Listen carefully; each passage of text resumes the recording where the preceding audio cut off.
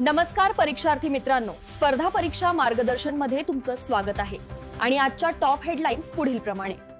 सर्वप्रथम, केंद्र सरकारने मणिपूरमधील वांशिक हिंसाचाराच्या चौकशीसाठी माजी सर्वोच्च न्यायालयाचे न्यायाधीश बलबीर सिंग चव्हाण यांची चौकशी आयोगाच्या अध्यक्षपदी नियुक्ती केली आहे.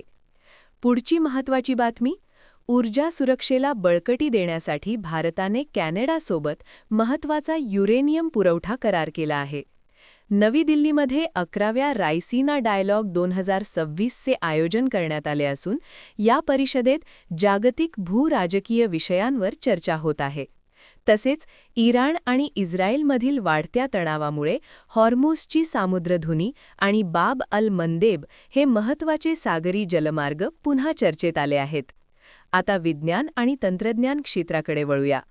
चेन्नईमध्ये स्वदेशी बनावटीची 30 किलोवॅट वाईड बँड गॅप आधारित इंटिग्रेटेड ड्राईव्ह सिस्टम लॉन्च करण्यात आली आहे.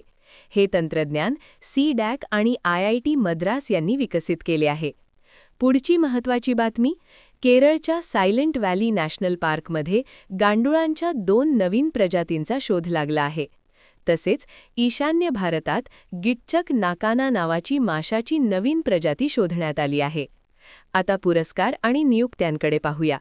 बाफ्टा पुरस्कार 2026 मध्ये भारतीय चित्रपट बूंग ने चिल्ड्रन्स फिल्म पुरस्कार जिंकून इतिहास रचला आहे. तसेच वन बॅटल आफ्टर अनादर या चित्रपटाने 6 पुरस्कार पटकावले आहेत. मंगळुरू विमानतळाला सलग दुसऱ्या वर्षी ASQ बेस्ट अरायव्हल्स अवॉर्ड 2025 मिळाला आहे.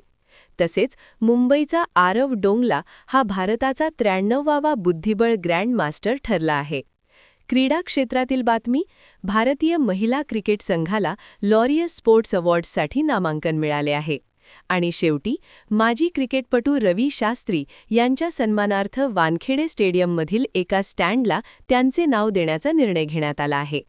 अशाच स्पर्धा परीक्षा उपयुक्त अपडेट्ससाठी चॅनलला सबस्क्राईब करा आणि आपले स्पर्धा परीक्षा टेलिग्राम चॅनल जॉईन करायला विसरू नका.